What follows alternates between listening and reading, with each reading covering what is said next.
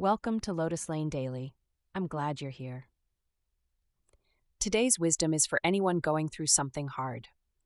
You know that feeling when you are composing a message to someone, and somewhere in the middle of typing it, you stop because you realize you have sent the last 6 messages and the replies got shorter each time, and something in you just cannot send another one into the silence? You do not delete it right away. You sit with it. You think about the years behind you with this person. You think about the trip you took together, the 2 a.m. conversations when one of you was falling apart, the private jokes that took years to accumulate. And you wonder, when did I become the only one in this friendship? A friendship that has become one-sided is one of the quieter griefs. It does not have the clean edge of a fight, the finality of a formal ending. There is no villain, or at least not an obvious one. There is only the slow, dawning recognition that the relationship has stopped being reciprocal, that you have been pouring something into a container that is no longer giving anything back, and you are left with a choice that nobody gave you a script for. Do you keep trying, or do you let go? How this happens, it is usually not what you think. Most one-sided friendships do not begin that way.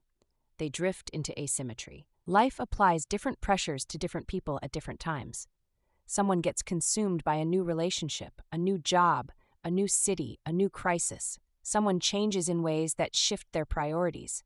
Someone who used to have plenty of capacity for you now has almost none. This is not cruelty. It is usually just the weight of being a person with a limited amount of time and attention in a demanding world. The problem is that the person left doing all the reaching often internalizes the imbalance as a statement about their own worth.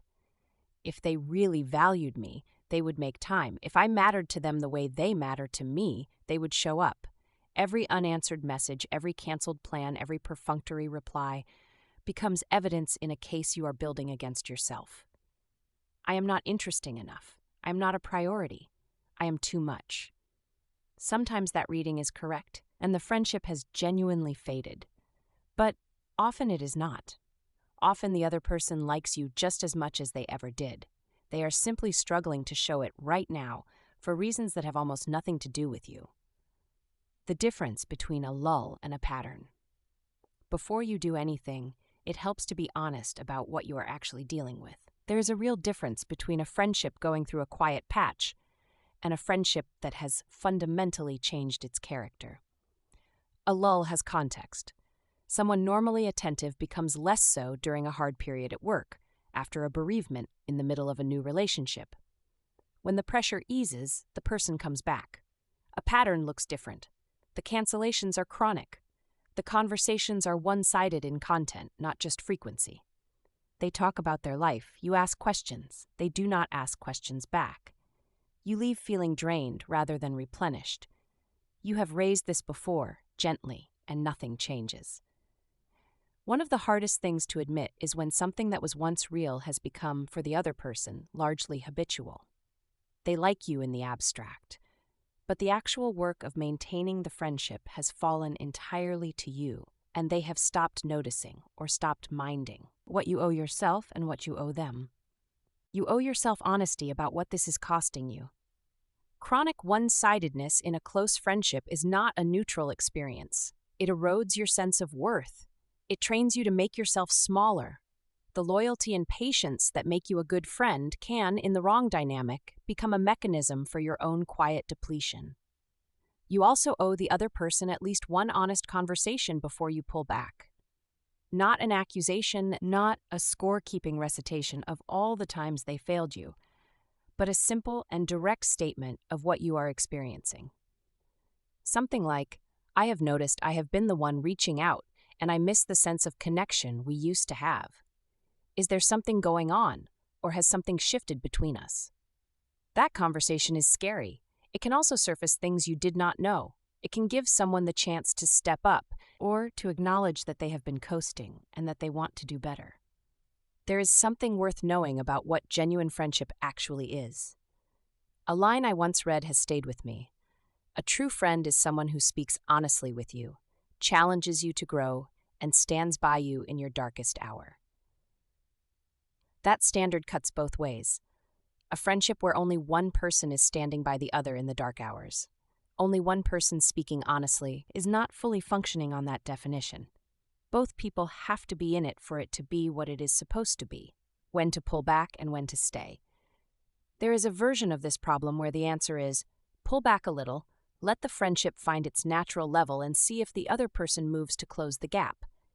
Sometimes they do. When you stop compensating, the other person steps forward. That is a good outcome. But sometimes when you pull back, nothing moves. After a few weeks, you realize that the friendship existed primarily in your effort, more a memorial to a past friendship than a living one. Letting a friendship become less central in your life is not the same as ending it. Most friendships do not end. They just find a new level. Someone you once spoke to every day becomes someone you speak to a few times a year, with warmth on both sides. That is an acceptable outcome. It is honestly the most common one. There is also a harder truth. Some people are wonderful human beings who are simply not capable of close friendship, at least not right now. They are too caught up in their own survival, their own limited emotional bandwidth. This is not a failing specific to you. It means they have limits that you cannot fix by caring harder. What you are actually grieving. When a friendship becomes one-sided, the grief is not just about the person. It is about the version of yourself that existed in that friendship. Every close friendship holds a piece of your identity. You are known there in a particular way, as someone funny, or someone the other person came to with hard problems, or someone who shared a particular chapter of life. When a friendship fades, that mirror goes dark, and you lose access to a version of yourself that only that person could see. That loss is worth naming. It is worth sitting with, rather than rushing past it into either resentment or forced acceptance. You are mourning something real. I came across a line once that helped me think about the giving side of this clearly. Friendship is not about what you can get from others. It is about what you can give. That is true, and it is genuinely how the good version of this works. The problem is that the giving needs to go in both directions, or it eventually runs out. You cannot sustain indefinite generosity towards someone who has stopped receiving it consciously. The giving only sustains itself when it is met. Wherever you are with this right now, the fact that you care this much about this friendship is not a weakness. It is not evidence that you are needy or demanding. It is evidence that you know what real friendship feels like and that you have been giving it to someone who has not been fully giving it back. That discrepancy is real. You are right to notice it. What you do next is yours to decide, but you are allowed to need reciprocity. You are allowed to let some relationships settle into what they actually are, rather than what you have been working to maintain them as, and you are allowed to free up some of that capacity, that warmth, that steady reaching out for the people who actually reach back. That's the wisdom for today. If something here landed for you, share it with one person who might need to hear it too. Take it slow. I'll see you tomorrow on Lotus Lane Daily.